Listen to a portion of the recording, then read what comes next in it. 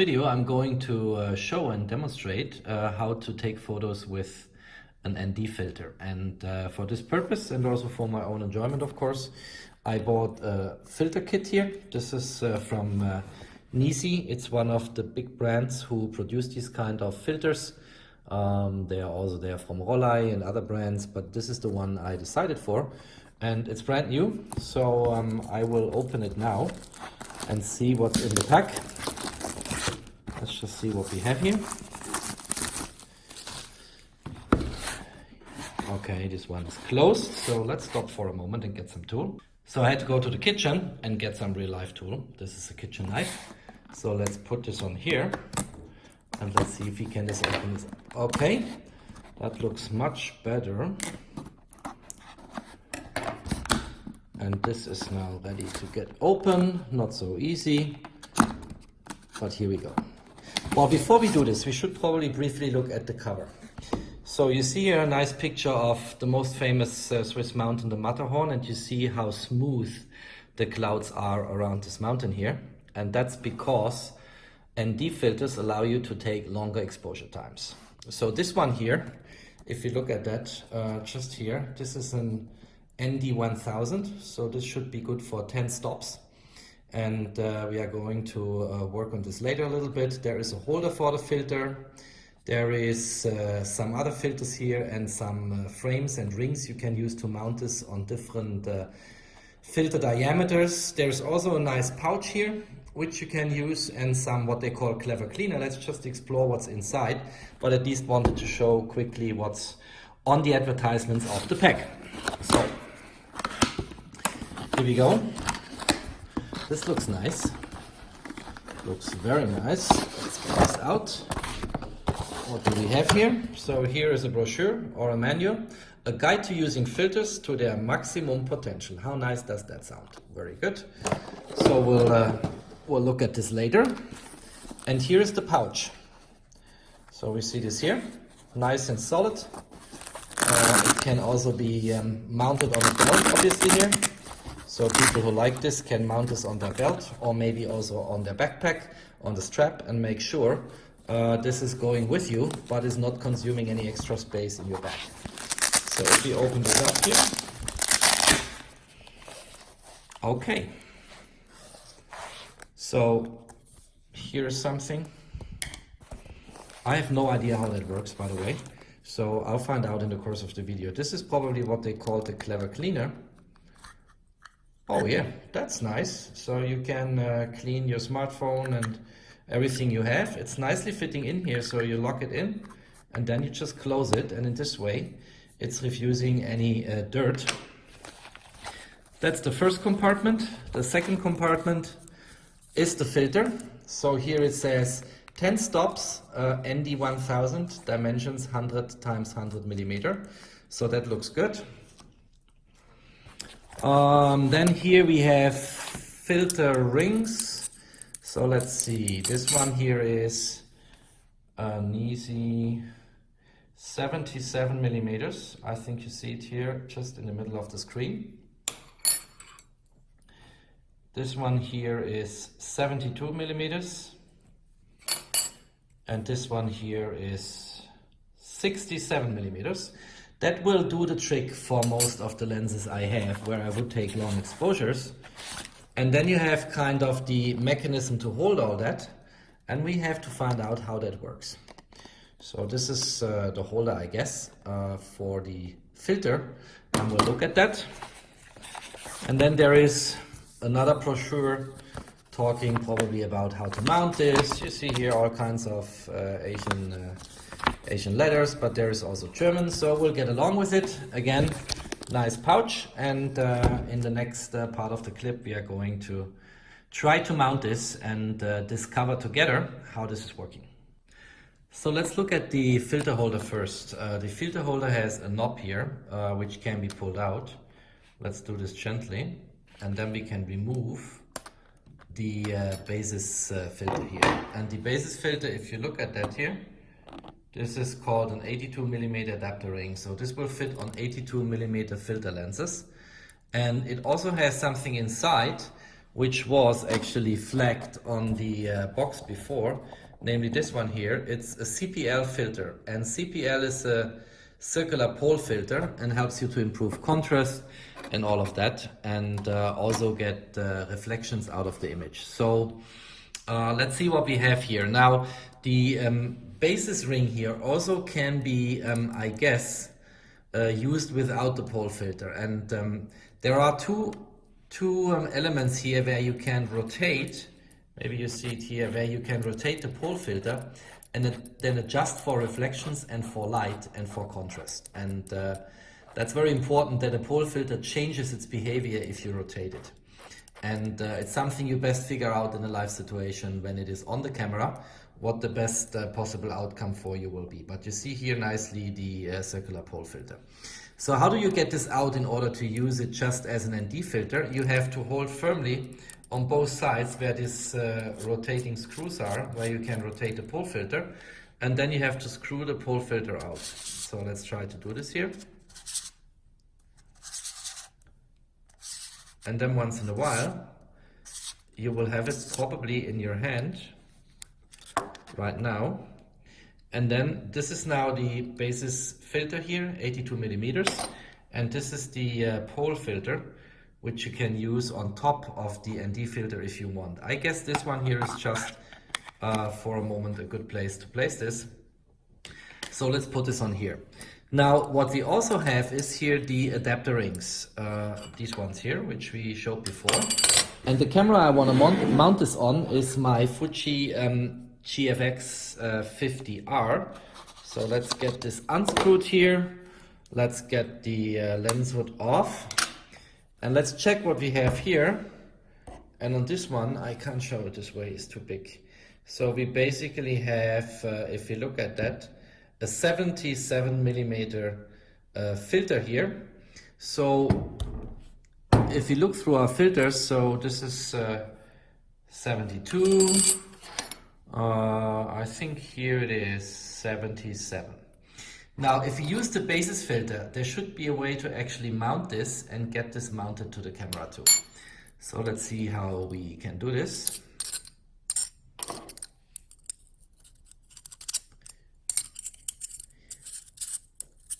So this is not fitting here. Here we go.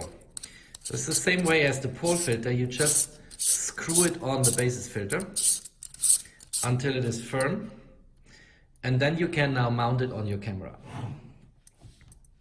which is something I'm going to do right now. So you see it here. So this is mounted now on the camera. Firm. And now we can take the filter holder and mount this to the camera. And the way we do this, there is the knob. We have to pull the knob out. So let's get this in here. We pull the knob out and then it scratches on. And now we have the filter mounted. So that's the way it looks like. Looks pretty nice, pretty impressive. So we have it on. And now we could theoretically mount our filter if we wanted to do that. Of course, in the same way as we demounted the circular pole filter, we can also mount this with the pole filter in. And it's a question of choice whether you want to have both effects, the neutral density and the pole filter, or the neutral density only, or maybe the pole filter only. So there are various options we can use here. It's getting quite dark outside, so I had to turn on some studio light here to lighten up the scene. So if the light changes from the last clip to this clip, don't be worried. It's not that the sun went up, I just turned on the light. So let's open up now the ND filter. So we have the ND 1000, it's sealed, and we can open this up. Can look at it, what it is, how it looks like. So let's see. Okay, here we go. Wow, you see this is black. I mean, if it extends your exposure time by 10 stops, that should be quite black. If we look at that here, so we have Nisi Nano IR ND 1000, that's what was already on the package, which corresponds to a 3.0 filter here. We have 10 centimeters times 10 centimeters, and it corresponds to 10 stops. If you turn this around, we see here there is a soft cloth coating here on the filter, which I think is probably to make sure that there is no light leaking. So let's try to plug this in now. So we have the slot here. It's actually quite firm and is again nice and solid. I like the build quality. Actually, I think I read somewhere that this one here is made of aviation style aluminium. And now the filter is in. So we have that now. It's sitting very firm. And if you look here, I try to show the soft cloth coating here. You basically see it here on the boundary. It's sealing the filter holder together with the ND filter to prevent light leaking. And I think that's important because otherwise the effect of the ND filter will be diluted or maybe even destroyed. So let's now disassemble this all and let's assemble it quickly again in order to practice before we go out and shoot later on or maybe tomorrow, and try this all out and put it to test. And let's get the same procedure and assemble this again now with the circular pole filter in the construction, so that we get both effects, the ND filter and the pole filter.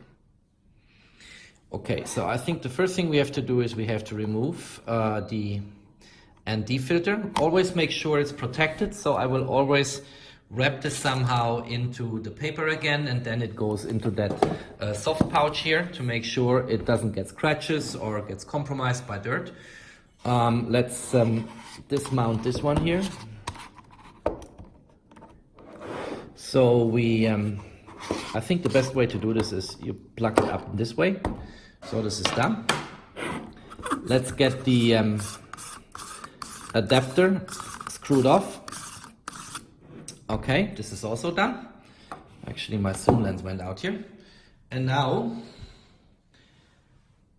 let's dismount the filter adapter.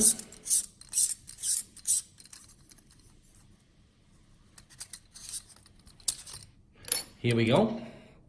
So let's try to get some routine in this. If we now want to mount both the circular pole filter in combination with the ND filter, we need to start with the 82mm base ring, and we need to mount the adapter ring, which is the one here made for 77mm, which will fit my Fuji here. So we will screw this on. Do it gentle in a way, because if you have the wrong angle in screwing this, it will not work. This looks very good, it's firm now. And don't put it too hard, because then you have a hard time unscrewing it later on. Then on the back side of the base filter, we should mount now the circular pole filter. So let's get this on top here. And then remember, there are little screws here which you can turn in order to make the circular pole filter rotate for the right angle. And we have to hold them firmly to make sure we can screw on the pole filter. And now it's firm. Okay, this seems to work. Now let's actually, by the way, I should mention, so since this mounting forth and back, that can create fingerprints on the glass, make sure you can clean this up and you don't have any disturbing effects in your pictures. It happens to me all the time with filters that I need to make sure they are clean and fine without fingerprints. So let's mount this to the camera now. This looks good. Again, it's nicely fitting. And then let's mount the adapter. What I learned now is the best way to do this is put it in here, pull this one, let it snap, and it's on. So this is all good. And then the last thing we have to do is mount the ND filter. Also here, make sure you do not have fingerprints on it. And as I said before, make sure you always keep it protected by that paper or in some other pouch. And then let's make sure we plug this in here. So we turn this and we use the closest slot and we plug it in. So again, very solid. This is now mounted. We have now in combination the circular pole filter with the ND filter. You have the option here on the back. Here are your little turning wheels or screws for getting the circular pole filter rotating, and then you can try out what the best combination is. As I said before, since the moment in time when the ND filter is on, you won't see anything through your camera, adjust the circular pole filter before you put on the ND filter to make sure you have the right setup for your camera. And then at the very last step, put on the ND filter and then adjust exposure accordingly. That's the best way of doing this. And the last point, I don't know if I mentioned before, if you look at that here, there are 2 more slots, so you can also combine here 3 different ND filters, and in this way emphasize the effect you want to have on your photo. Everything is now back in the pouch, so everything is nicely stored and protected. I cleaned the ND filter and the circular pole filter with the towel here, but of course, as I showed at the beginning of the video, we have a very fancy cleaning tool here, and that might be even better suited for that purpose. Now later on, we'll look at some pictures, and let's see what the difference is between shooting without the filter, shooting with the ND filter, and shooting with the ND filter in combination with the circular pole filter. On that day when I recorded the first part of the video and learned how to mount and demount the filter kit to my camera, I had no more time in the evening to do a few test shots, so these happened a few days later. I was taking a few shots, which I'm going to show in a moment, outside of Zurich, but close to Lake Zurich. And I have a fair amount of clouds and sky, fair amount of water. And I think by means of both, I can nicely demonstrate the effect of the pole filter as well as the ND filter. So let's see what we got here. Now in post, I'm here on Capture 112. It's the version which is dedicated to Fujifilm cameras. Has a lot of features. I have the Pro version here. There is kind of a lighter version which you get for free if you purchase a Fuji GFX camera. And I have different test shots now here. All the pictures you see here have not been edited. They are the raw files, .raf, as they came out of the camera. With one exception, I cropped them all in a uniform way because I want to focus on sky and water in order to demonstrate the effect we have here with the pole filter as well as with the ND filter. So the first one here is this one. This is the picture without any filters, not tweaked as I said, just cropped for you know, a certain part of the image focusing on skies and waters. And the first side remark I should make is the nice amount of detail you get out of that sensor here. The computer always takes a while to update. Also the fan is already blowing like always in Capture One, but that's okay. You can even see the details here on the clock watch. And I think that's very nice. You see the structure in the clouds, and clearly you see the structure in the water. So if we go over the water here, we see in the magnifying tool all these details coming from the structure of the water because we had an ISO 100. It was a bright and sunny day, and the exposure time was 1/1000 seconds and an aperture of f4. And now I wanted to test how far I can go with exposure time. How large can I make my exposure time with the support of an ND filter and maybe in combination with the pole filter to still shoot on a bright sunny day with a long exposure time. The next version you see here is when the pole filter was on, and I rotated the pole filter in a way to minimize the effect of the pole filter. You see there is some difference to the image without filter, but not too much, a little bit, a little more contrast, a little more saturation. It's now 140 seconds, f22 still, and ISO 100. The next one, I rotated the pole filter in a way to get the maximum effect out of it. So the best possible way to tweak my reflections and the light falling through the filter, through the lens on the sensor to get the maximum effect out of that pole filter. And you see here how saturated and clear that picture is. It pops. And that's the way landscape photographers in many ways pop their pictures and use a pole filter. The next picture here is with the pole filter and the ND filter. And it's still at ISO 100. It's now a 60 seconds exposure time at f22. And f22, as I said, I think is something like the maximum you can take if you want to avoid serious diffraction effects. So I basically tweaked the camera in a way via ISO and aperture to allow for the longest possible exposure times given the circumstances here. And you see it's already smoothing out. If you compare this, for instance, to this picture here, you see the clouds getting more smooth, a little bit washed out. The water also is washed out. It's getting more smooth here. no more structure recognizable. And if we go further here, so now we have the exposure time doubled here to 2 minutes from 1 minute, still the same parameters on the ISO and on the aperture. It gets a little bit overexposed, but still very nice. And you see now it's even more washed out, and the water is getting completely silent, completely smooth, like a very smooth surface. And that's the effect you get from the ND filter. And then the last two images are just taking it to the extreme. So this one here is now 4 minutes, and I further decreased ISO from 100 to 50. Now if we compare it with that picture, here we had 2 minutes and 100. So if we tweak down 100 to 50, we should be able to balance light if we go up to 4 minutes here. And if you compare the two pictures, it's about the same amount of light, but here based on the longer exposure time, it's even more washed out and the water is completely smooth. There are some structural elements here on the water coming from that boat, which just came in here at the point when I took the shot, but that's the only effect you have here. Everything else is smooth, just boat, I think boat traces here on the water, and the sky is very washed out too. And then the last one, and that really took me to the extreme, I boosted it up to 8 minutes. And now the image is hopelessly overexposed, but given the dynamic range we have in Fuji GFX cameras, we can fix it very quickly. And I do not want to tweak the picture here in the way I would do it if I would work for a large print.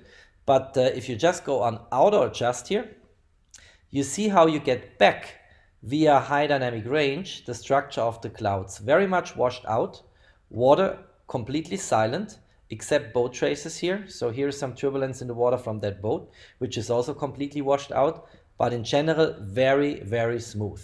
You lose a little bit of sharpness here. So let's look at the church here.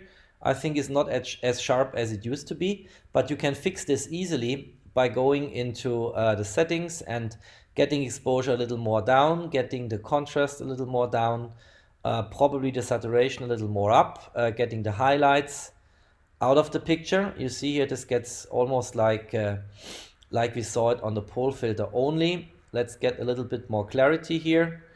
And then maybe on the sharpness, let's set up a higher value of sharpness. Let's go to the middle value here. And then the picture becomes very contrast rich. And also if we go at the church tower again, it looks quite nice. It's getting quite sharp again. So we get back some details which have been washed out with the ND filter. And the sky is washed out, the water is washed out. And I think we have here the maximum possible effect if we use that one ND filter with 10 stops in combination with the pole filter. That's actually all I wanted to show. There is lots of headroom for experiments.